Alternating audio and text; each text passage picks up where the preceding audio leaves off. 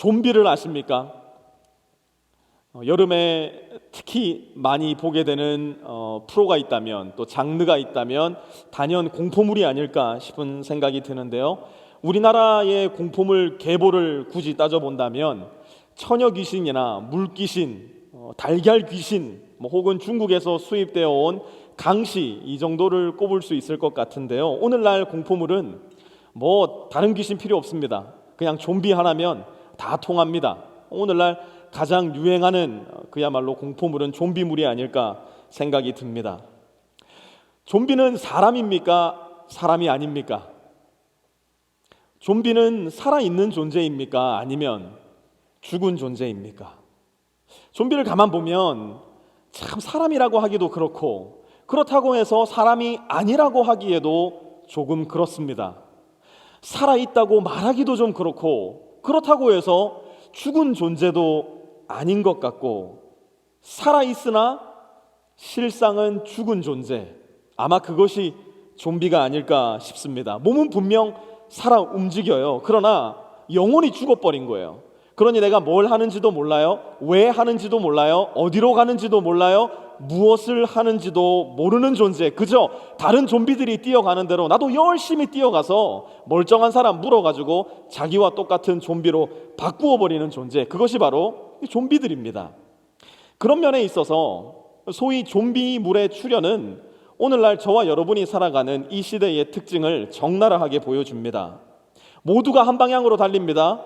좋은 대학 나오려고 합니다. 좋은 직장 가지려고 합니다. 돈을 많이 벌고자 합니다. 좋은 차 타고 싶어 하고요. 좋은 집에 살고 싶어 합니다. 이것이 대다수의 현대인들의 삶의 목표가 되어버렸어요. 만약 어느 누가 손을 들고 우리가 왜 그렇게 살아야 되죠? 질문하면 전부 다 긁적긁적 머리를 긁으면서 I don't know, 모두가 그리로 가는데요, 잘 모르겠지만 모두가 달려가니까 나도 달려갑니다. 그냥 앞뒤 좌우에서 모두가 그렇게 살아가니 나도 그렇게 살아가고, 모두가 서로를 짓밟으려고 하니 나도 죽지 않기 위해서 서로를 짓밟아야 하고, 억누르고 오르고 또 오르려다가 결국은 모두가 영혼을 잃어버리고 마는 좀비와 같은 존재가 되어버리는 슬픈 시대.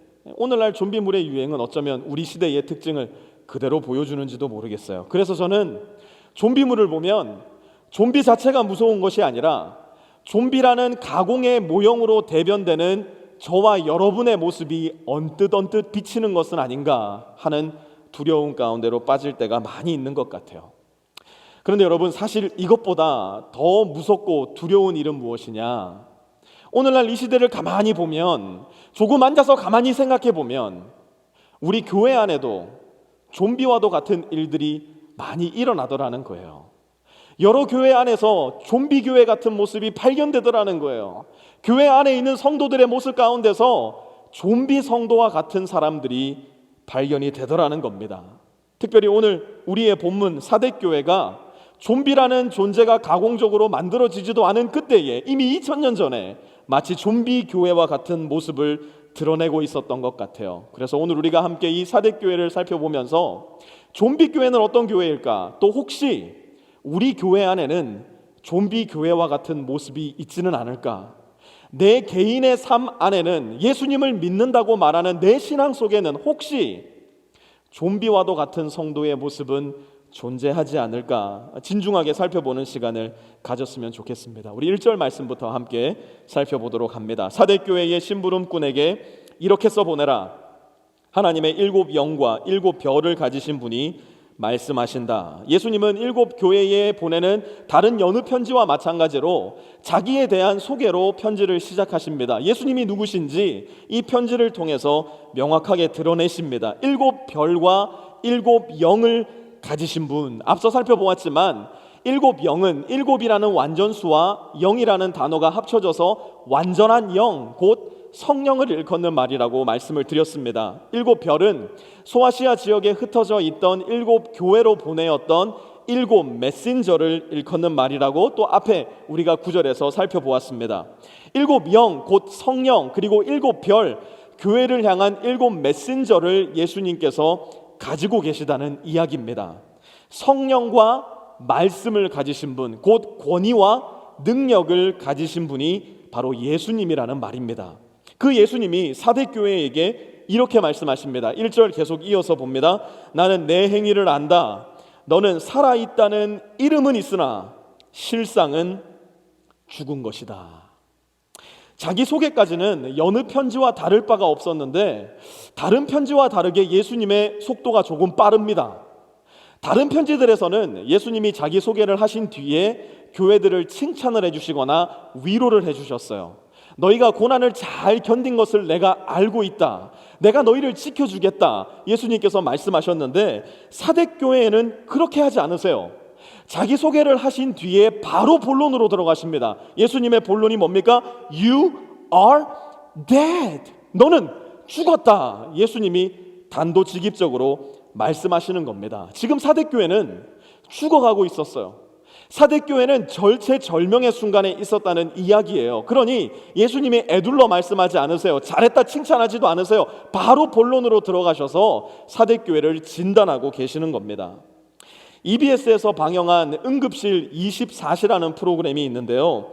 의사와 간호사들이 응급실에서 어떻게 일을 하고 응급실에서 무슨 일이 일어나는지를 굉장히 자세하게 보여주는 프로그램입니다. 여기에 실려 들어오는 응급 환자들을 대하는 의사와 간호사들은요, 사소한 거 묻지 않습니다. 오늘 저녁에 뭐 드셨어요? 이런 거 묻지 않아요. 기분 어떠세요? 괜찮으세요? 이런 거 묻지 않습니다. 바로 환자 위에 올라가서 심폐소생술 시작하고요, 인공호흡 시작하고요, 배를 갈라서 수술을 시작해버립니다. 왜요? 조금이라도 늦어버리면 죽을 수도 있거든요. 죽어가고 있기 때문에 사소한 질문 할 여유가 없다는 겁니다. 죽음이 눈앞에 있으니까. 지금 사대교회가 마치 그와도 같았다는 겁니다. 시급한 상황 가운데 있었다는 겁니다. 그러면 왜 이렇게 사대교회는 시급한 상황 가운데 있었던 것일까? 1절 다시 한번 보세요. 나는 내 행위를 안다. NIV 성경으로 보면요, 이렇게 말씀하고 있어요. You have a reputation. You have a reputation. 너는 유명한 이름이 있다라는 겁니다. 너는 명성이 있다라고 말씀하고 있는 겁니다. 여러분, 사대교회는요, 소아시아 지역에서도 둘째가라면 서러울 만큼 유명한 교회였습니다. 이름이 잘 알려져 있는 교회, 소위 말해서 7교회 중에 내가 제일 잘 나가라고 말할 수 있는 교회가 바로 사대교회였습니다. 사대교회는 다른 6교회에 비해서 이단의 영향이 미미했던 것으로 보이고요, 다른 교회에 비해서 박해도 대단히 미미했던 것으로 보입니다. 그러니 겉으로 보기에는 이 교회가 날마다 해나가는 것이라고는 부흥 이것밖에는 없어 보이는 교회, 늘 북적북적하고 늘 바쁘고 늘 많은 사람들의 왕래가 있는 교회, 그러니 더 유명해지는 교회, 레퓨테이션이 소아시아 전역으로 퍼져나가는 교회, 그 교회가 바로 사대교회였어요. 그런데 이 교회가 가지고 있었던 심각한 문제가 하나 있었으니 그 문제가 무엇이었을까?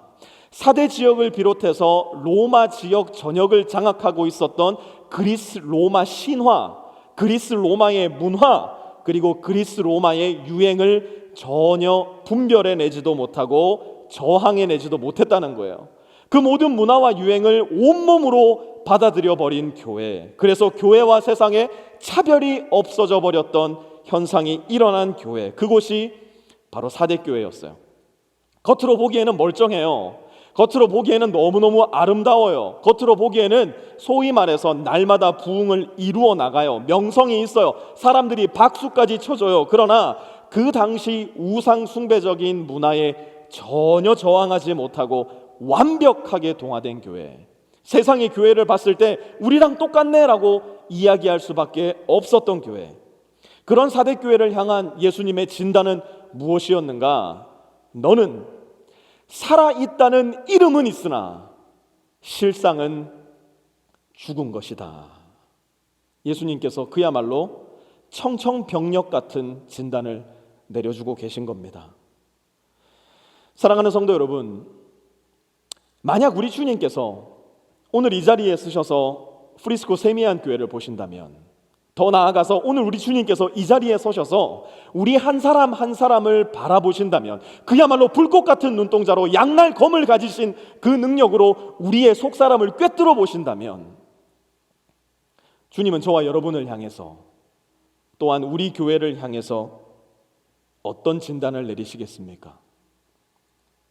오늘날 교회 안에 상당한 수를 차지하고 있는 그리스도인이 누구냐? 명목상 그리스도인들이에요. 문화적 그리스도인.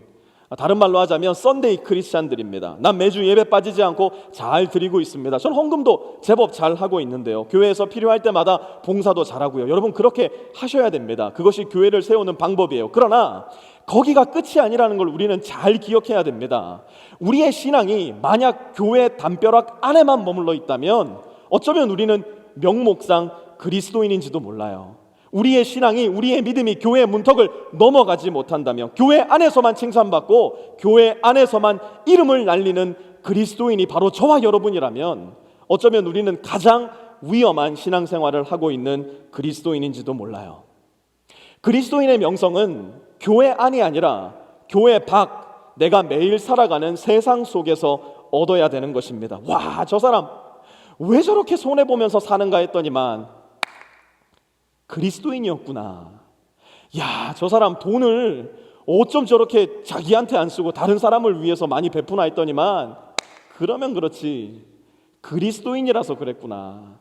야, 저 사람 이상하게 우리가 누구 험담할 때마다 아니라고 그 사람 그런 뜻으로 그런 얘기한 거 아닐 거라고, 그 사람 얼마나 좋은 일을 많이 하는데요, 그런 이야기하면서 우리 험담을 탁탁 끊어놓더니만 도대체 왜 저러나 했더니 그렇지 그리스도인이라서 그랬구나. 교회의 벽을 타고 넘어서 세상에서 그리스도인으로서의 명성을 얻는 신자들, 교회 안에서는 팔팔 살아서 날아다니는데 세상에만 나가면 주일날에는 음매 기사로 하는데 월요일만 되면 음매 기주거가 되고 마는 명목상 그리스도인이 아니라 세상 가운데서 비로소 진정한 예수 그리스도의 형상을 보여줄 수 있는 신자들. 그런데 사대교회에는 그런 신자들이 없었던 것 같아요. 그러니 주님이 급하신 거예요. 그야말로 교회 특집 응급실 24시를 지금 우리의 눈앞에서 주님께서 펼쳐주고 계시는 겁니다. 그러면 우리 주님이 사대교회에 내려주시는 처방은 무엇일까 한번 살펴보려고 하는데요. 2절부터 함께 보죠. 깨어나라, 깨어나라. 첫 번째 처방은 wake up, wake up, 깨어나라는 겁니다. 여기에서 사용된 깨어나라로 번역된 헬라어는 기노마이라는 단어인데요, 이 기노마이라는 단어는 이렇게 잠에서 깨어나다 이런 뜻이 있다기보다는 태어나다, 창조되다, 만들어지다, 존재가 되다 이런 의미를 가지고 있는 단어입니다. 그러니 주님께서 사대교회를 향해서 말씀하시고 있는 깨어나라는 말은 밤에 잠자다가 일어나라는 그런 얘기가 아니라 아이고 잘 잤다, 아침에 너무 좋다, 이런 깨어나라가 아니라 예수 그리스도를 진실로 믿음으로 말미암아 진실로 새로운 존재로 태어나고 깨어나라는 말입니다. 명목상 그리스도인, 문화적 그리스도인, 썬데이 크리스찬, 그래서 옆에 친구 가니까, 우리 엄마 가니까, 우리 고모 가니까, 사촌 당숙 가니까 나도 따라가는 그런 교회가 아니라 예수님을 진실로 믿음으로 말미암아 내가 받은 구원에 너무너무 기쁘고 감격스러운 마음으로 이 자리에 나와 내 인생의 주님은, 내 인생의 왕은 예수 그리스도이십니다 고백할 수 있는 존재로 새롭게 태어나라는 겁니다. 여러분, 사대라는 도시는요, 잠자다가 망한 도시였습니다. 굉장히 유명한 도시였어요. 사대라는 도시가 번성할 수 있었던 이유는 지형적 특징이 다른 나라의 침입을 그야말로 완벽하게 막아서는 난공불락의 요새와도 같은 지형이었기 때문인데요, 높이 460m의 깎아지른 듯한 절벽 제일 위에 평화가 있어서 그 위에 자리한 도시가 사대라는 도시였습니다. 그래서 역사 가운데서 그 어떤 도시도 탐내지도 못하고 침입하지도 못한 도시, 그 도시가 바로 사대라는 지역이었어요. 그러니 이 사대 지역의 병사들은 보초를 설 때 긴장을 안 하는 거예요. 왜 그럴까요? 아무도 못 쳐들어와요. 어차피 460m의 그 높이의 암벽을 타고 정탐으로 올 수 있는 적군도 없고 그 절벽을 타고 올라올 수 있는 많은 수의 군사가 없으니 이 사대라는 지역을 정탐하러 왔다가 모두 그냥 돌아가 버리고 마는 겁니다. 누가 기어 올라온다 하더라도 화살 몇 발 쏴주면 아이고 여기는 못 쳐들어오겠구나, 다 도망가 버리니까, 지금까지 계속 그래 왔으니까 소위 말해 짬밥이 있으니까 병사들이 밤에 다 잠들어 버리는 겁니다. 눈앞에 적군들이 모여 있어도 긴장하지 않아요. 눈앞에 적군들이 모여 있어도 그 안에 이상한 착각이 있어요. 그 어떤 적도 우리를 침입하지는 못한다. 그러니 사대 지역의 병사들은 다 잠이 드는 겁니다. 마치 사대 교회가 그와도 같았다는 거예요. 나 교회 잘 다니니까, 나 주일마다 예배 안 빠지니까, 우리 교회 명성이 있으니까, 겉으로 드러난 모습 때문에 예수가 내 안에 없음에도 불구하고 안심하는 신앙, 예수가 내 안에 없음에도 불구하고 난 괜찮아 착각하는 신앙, 그래서 모두가 잠들어 있는 신앙. 예수님께서 그 성도들을 꿰뚫어 보시고 사대교회를 향해 첫 번째 진단을 내리시는 겁니다. Wake up! 깨어나라. 새로운 존재로, 나를 믿어 거듭난 존재로 깨어나라. 예수님이 말씀하고 계시는 겁니다. 두 번째, 2절 계속 봅니다. 깨어나라. 그리고 아직 남아있지만 막 죽어가는 자들을 굳건하게 하여라. 주님의 두 번째 처방은 굳건하게 하라는 겁니다. 다행스럽게도 사대 교회에는 여전히 남아있는 자들, 여전히 예수님을 신실하게 믿고 있었던 신자들이 있었던 것 같습니다. 그런데 문제는 이들도 사대 교회의 다른 성도들과 함께 그들의 영향을 받아서 죽어가고 있었다는 거예요. 그만큼 공동체는 너무 중요합니다. 죽어가는 공동체에서 신앙을 유지하기란 여간 어려운 것이 아니에요. 그래서 우리는 너도 살고 나도 살아 있어야 됩니다. 너도 주님을 잘 믿음으로 말미암아 주님을 따라 살고, 나도 주님을 잘 믿음으로 말미암아 생명길을 걸어가고 있다는 것을 우리는 잘 기억하고 있어야 됩니다. 만약 그렇지 않으면 나도 죽음의 길로 가, 너도 죽음의 길로 가, 죽음의 길로 가는 두 사람이 모여 있으니 같이 죽음의 길로 더 빨리 달려가는 수밖에는 없다는 겁니다. 그래서 주님이 말씀하시는 거예요. 남아있는 자들을 굳건하게 하여라. 여전히 예수 그리스도의 이름을 믿는 자들을 굳건하게 하여라. 이것이 도대체 무슨 말일까? 여러분, 우리가 신앙생활을 하다 보면 소위 말해서 신앙의 슬럼프에 빠질 때가 있습니다. 예배도 드리고 싶지 않고, 성경 말씀도 전혀 눈에 들어오지 않고, 기도도 하기 싫고, 성도 간의 교제도 그만 귀찮아져 버리는 때가 오게 됩니다. 그런데요, 바로 그러한 순간에도 정말 신비롭게도 우리 안에 하나님께서 남겨두신 마지막 가늘인 빛이 남아있어요. 마지막 보루가 남아있어요. 아무것도 하기 싫은데, 예배도 나오기 싫고 기도도 하기 싫은데, 이상하게 내 마음 가운데 하나님 말씀을 읽고 묵상하고 싶은 열망이 생길 때가 있어요. 하나님께서 여러분의 신앙을 위해서 마지막으로 남겨두신 가녀린 빛일지도 몰라요. 마지막 보루일지도 몰라요. 그런 분들은 이 말씀을 굳게 붙잡아야 됩니다. 여러분들의 신앙의 슬럼프를 벗어나서 더욱더 하나님 앞으로 가까이 나아갈 수 있는 기회인 거예요. 어떤 분들은 아무것도 하기 싫은데 내 마음 가운데 기도하고자 하는 열망이 너무 강한 거예요. 내 마음 가운데 밤에 자다가 눈을 떠도 하나님 앞에 기도하고 싶다는 열망이 너무 많이 남아있는 거예요. 하나님께서 그 열망을 남겨두신 거예요. 그러면 그 열망을 잘 붙잡아 굳건하게 하셔야 돼요. 교회도 나오기 싫어, 말씀도 읽기 싫어, 기도도 하기 싫어. 그런데 나는 이상하게 성도 간의 교제를 통해서 위로받고 권면받고 때로는 질책당하고, 그러면서도 나의 기도 제목을 나누고 함께 힘을 합쳐서 그 신앙의 슬럼프를 벗어나고 싶은 그 열망이 마음에 남아있는 분들도 있어요. 하나님께서 마지막으로 남겨두신 신앙의 보루일지도 몰라요. 그러니 그거를 굳게 붙잡아야 된다는 겁니다. 하나님은 결코 우리를 저 밑바닥에 홀로 두시고, 하나님은 멀리 출장 가 계신 분이 아니에요. 우리 가까이에서 우리 각자의 캐릭터에 따라서, 우리 각자의 환경과 상황에 따라서 우리가 붙잡아야 할 마지막 굳건한 것을 남겨두시고, 우리 마음에 작은 신앙의 갈망의 문을 열어놓으셔서 그 문을 통해서 다시금 회복되고 살아나고 깨어나는 신자가 되리라고 우리를 격려해 주고 계시다는 겁니다. 그때 그것을 붙잡고 굳건하게 하는 성도들, 그것이 바로 죽어가는 교회, 죽어가는 성도를 향한 우리 주 예수 그리스도의 처방이라는 겁니다. 세 번째로 주님은 어떤 처방을 내리시는가? 3절 함께 보시죠. 그러므로 내가 그 가르침을 어떻게 받고 어떻게 들었는지를 되새겨서 굳게 지키고 회개하여라. 세 번째 주님의 처방은 되새김, 굳게 지킴, 그리고 회개함입니다. 세 번째 주님께서 우리에게 주시는 처방은 되새김, 굳게 지킴, 그리고 회개함입니다. 자, 그러면 무엇을 되새겨야 될까요? 우리의 신앙 가운데 우리가 계속해서 되새겨야 될 것은 무엇일까요? 오늘 말씀의 3절을 다시 한번 보니까 그 가르침을 되새기라고 말씀을 합니다. 그 가르침은 어떤 가르침일까요? 여러분, 아무 가르침에나 귀를 기울이시면 안 됩니다. 아무 가르침에나 여러분의 마음을 빼앗겨서는 안 됩니다. 그 가르침은 바로 우리 주 예수 그리스도의 가르침이에요.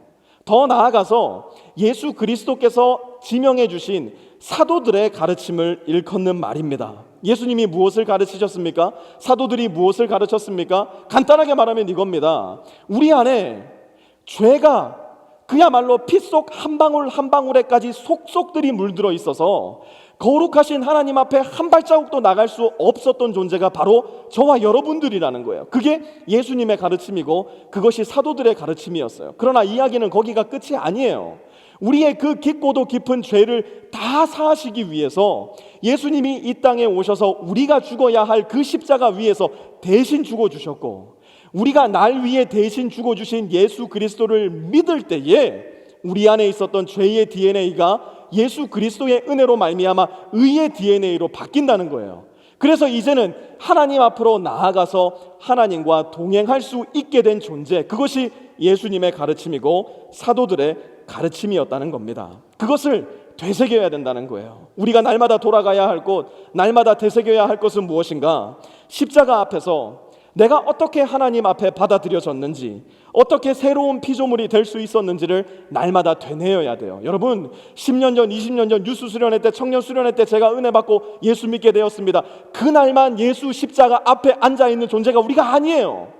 구원 받았으나 구원 받아가는 여정에 있는 우리이기에 날마다 예수 그리스도의 십자가 앞으로 돌아와 우리가 십자가 이전에 어떤 존재였는지를 다시금 십자가 앞에서 확인하고, 예수 그리스도의 십자가 은혜로 말미암아 우리가 어떤 존재가 되었는지를 날마다 감격하며 감사할 수 있는 삶, 이것이 바로 우리가 되새겨야 할 거라는 겁니다. 만약 그 십자가의 은혜에 비추어서 우리가 걸어가고 있는 방향이 하나님 원치 않는 방향이라면 우리가 돌이켜 회개함으로 말미암아 제자리를 잡아가는 사람, 이것이 좀비와도 같은 교회들에게 주시는, 좀비와도 같은 성도들에게 주시는 우리 주 예수 그리스도의 긴급 처방인 겁니다.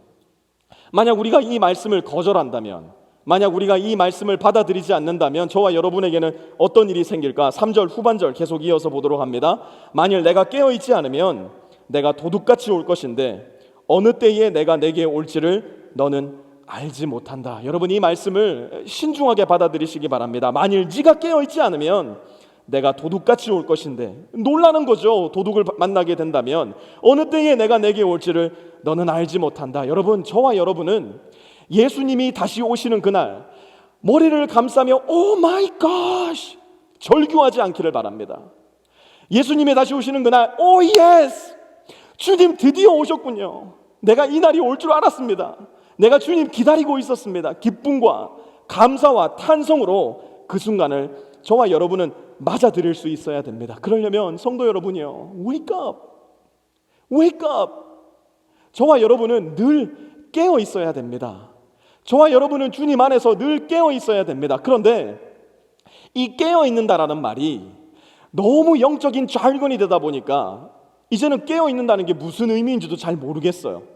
도대체 성경에서 말씀하는 깨어 있는다는 말이 무슨 말인가? 우리도 헷갈려 버릴 때가 너무 많이 있는 것 같아요. 그런데 4절에서는요, 깨어 있는다라는 것이 어떤 의미인지를 우리에게 명확하게 설명을 해줍니다. 한번 같이 보시죠.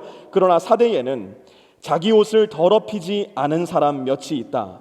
그들은 흰 옷을 입고 나와 함께 다닐 것인데 그들은 그럴 자격이 있기 때문이다. 한번 잘 보세요. 깨어있는 사람, 잠들어 있지 않은 사람은 어떤 사람인가?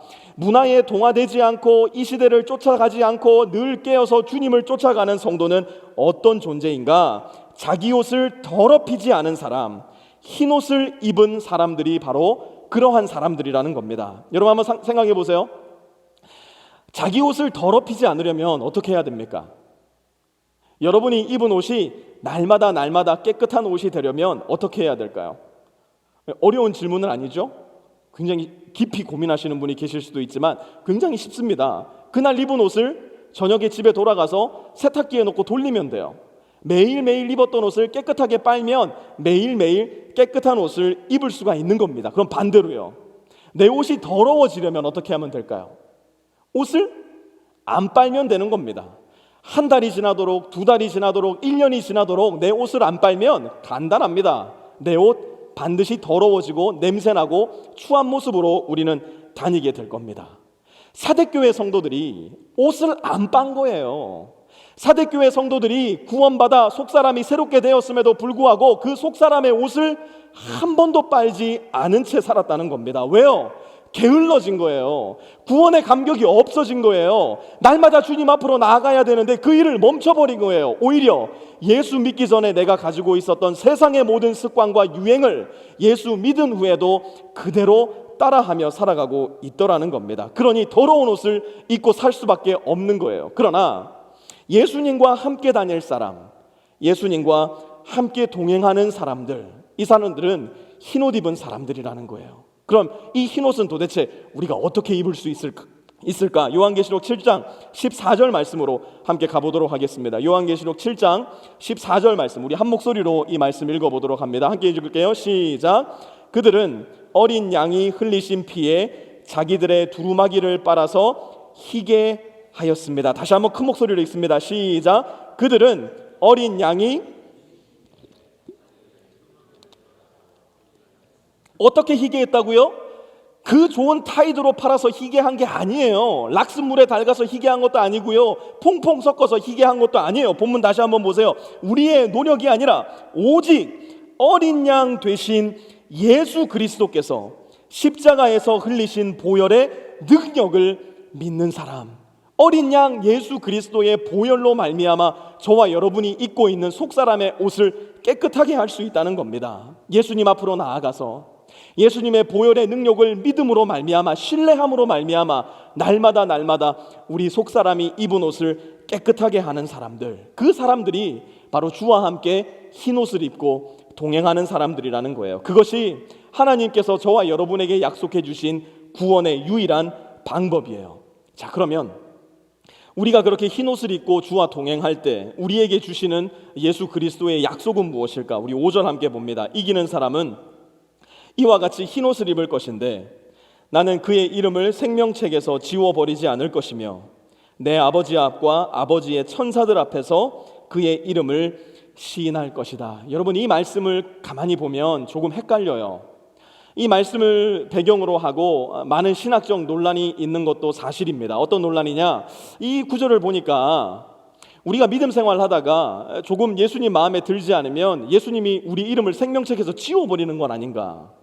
우리의 생명책을 예수님이 부욱하고 찢어버리시는 것은 아닌가? 이 말씀을 보면 조금 헷갈리기도 하고 두려운 마음이 생기기도 합니다. 우리 5절을 다시 한번 보도록 하겠습니다. 이기는 사람은 이와 같이 흰 옷을 입을 것인데 나는 그의 이름을 생명책에서 지워버리지 않을 것이며, 여기 잘 보면 흰 옷을 입는다는 또 말씀이 나옵니다. 흰 옷을 앞구절에서 우리가 공부할 때 어떻게 입는다고 배웠습니까? 나의 공로로요? 나의 노력으로요? 나의 지식으로 입는다고 했습니까? 아니요. 오직 예수 그리스도께서 십자가에서 흘리신 보혈의 공로로 말미암아 저와 여러분은 흰 옷을 입게 된다고 말씀을 드렸어요. 저와 여러분의 죄가 진홍빛보다 더 붉다고 할지라도, 저와 여러분의 죄가 목물보다 더 검다고 할지라도 예수님의 보혈로 빨아서 깨끗하게 하지 못할 죄가 없다는 겁니다. 그래서 우리가 주님 앞으로 나가서 나의 죄를 용서하옵소서 주님 앞에 진실되게 구하기만 한다면 우리 죄는 용서받게 된다는 거예요. 오직 예수님의 십자가 보혈과 부활의 능력을 의지하고 믿을 때 우리 속사람이 입은 더럽고 추한 옷은 모두 다 벗겨지고 깨끗하고 순결하고 거룩하고 흰 옷을 입게 된다는 겁니다. 자, 그러면 우리를 이토록 깨끗하게 하시는 예수 그리스도의 십자가를 한번 생각해 보시기 바랍니다.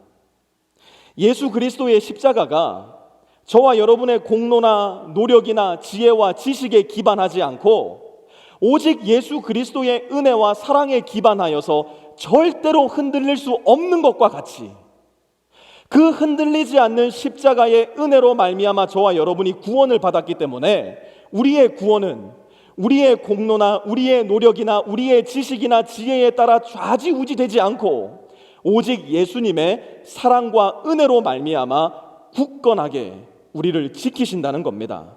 그렇기 때문에 하나님은 우리에게 주신 구원을 가지고 절대 장난치지 않으세요. 절대 거래하지도 않으셔요. 우리를 협박하지도 않으셔요.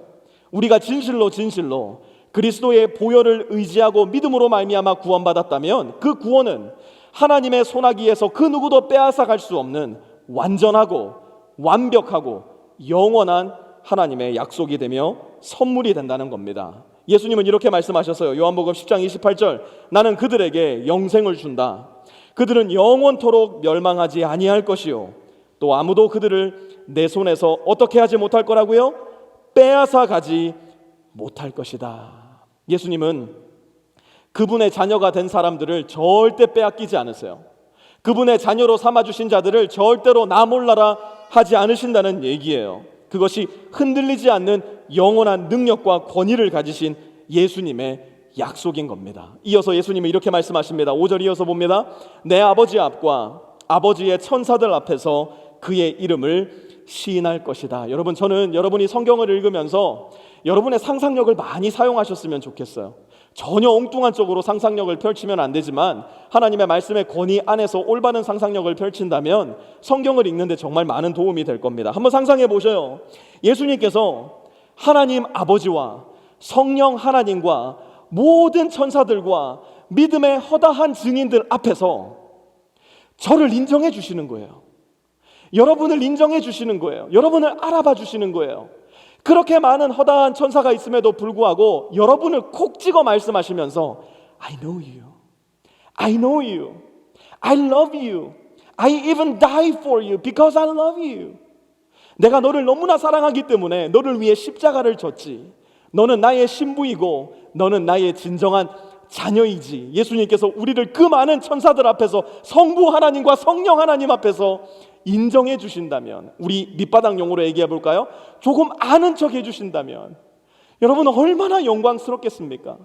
하다못해 조금 유명한 사람이 우리를 알아봐 주기만 해도 우리는 그렇게 으쓱해지는데 하늘의 왕이신 하나님께서 우리를 콕 찍어 I know you, I know you 말씀해 주신다면 그것이 얼마나 영광스러운 일일지 우리가 상상이나 할 수 있겠습니까? 저에게는 나름 유명 연예인 친척이 한 명 있습니다. 15년도 더 된 이야기인데요. 오늘 말씀을 준비하면서 그때 그 일이 떠올랐어요. 이제 친척 형님의 결혼식이 있어서 인천으로 가서 결혼식에 참석을 하게 되었는데 거기에 이 유명 연예인 친척도 자리를 한 거예요. 결혼식을 마치고 가족 사진 촬영까지 다 마치고 나서 너무 오래간만에 만나서 반가운 마음에 또 이제 유명해지고 나서 만나니까 더 반가워가지고 제가 뒤에 가서 누구누구야 너무 오래간만이다 반갑다라고 인사를 했어요. 그런데 이 친구가 저를 한번 이렇게 쳐다보지도 않고 그야말로 뭐야 하는 그 자세로 쌩 하니 제 앞에서 사라져버리는 겁니다. 얼마나 무안하던지요. 얼마나 창피하고 더 나아가서 굉장히 수치스럽더라고요. 누군가를 아는 척 했는데 나를 전혀 아는 척하지 않고 오히려 쌩 하니 자리를 피해버리는 거.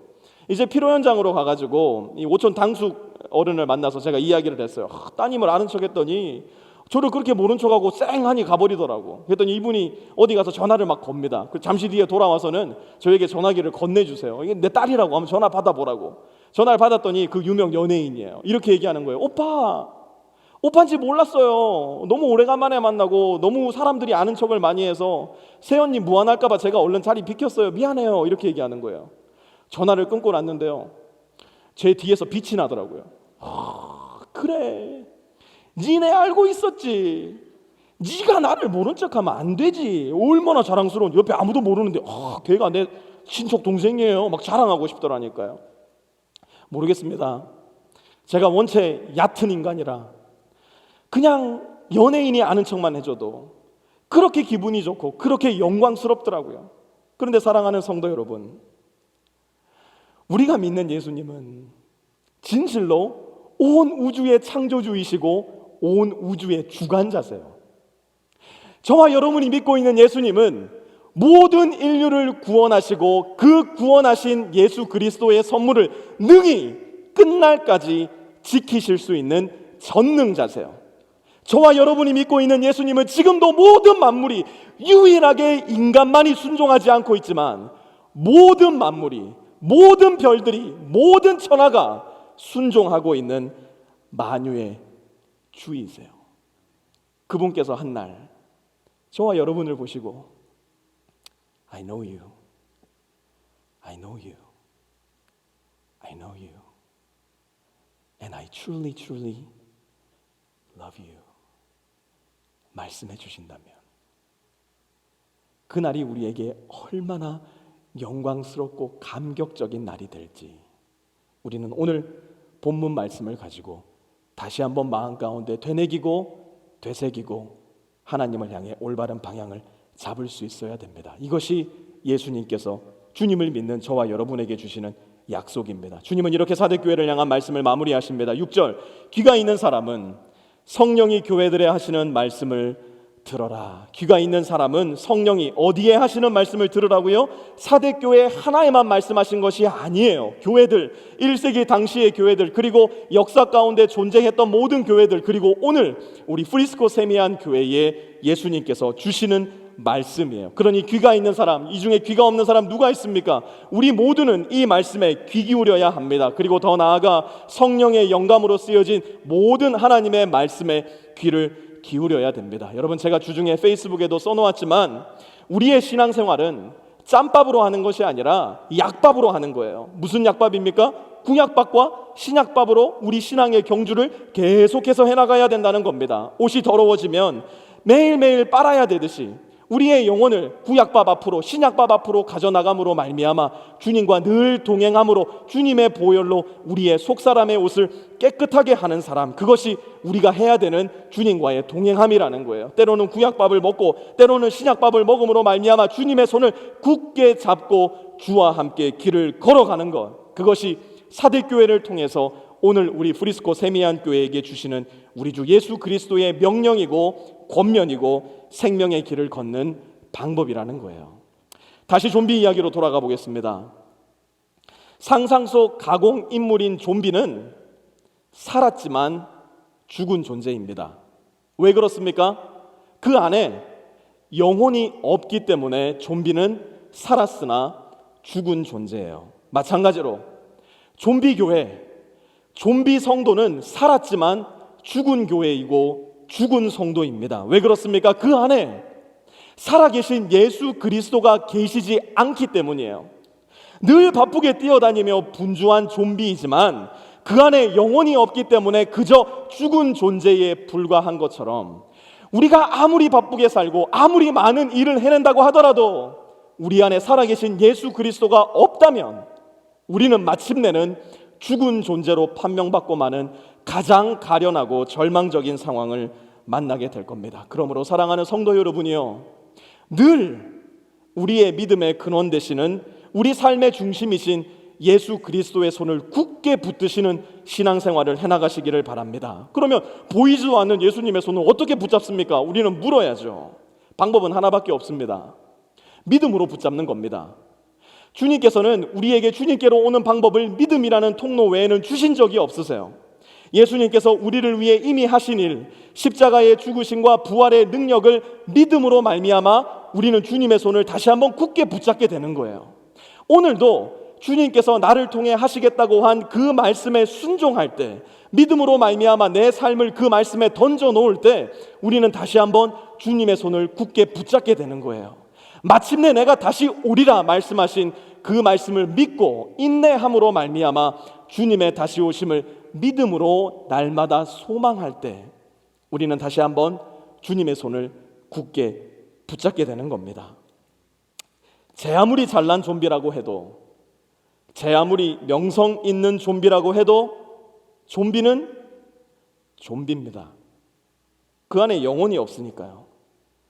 제 아무리 잘난 크리스찬이라 해도, 제 아무리 잘나가는 그리스도인이라고 하더라도, 아무리 많은 일들을 이루어낸 크리스찬이라 하더라도 그 안에 예수 그리스도가 없다면 그는 죽은 그리스도인에 불과합니다.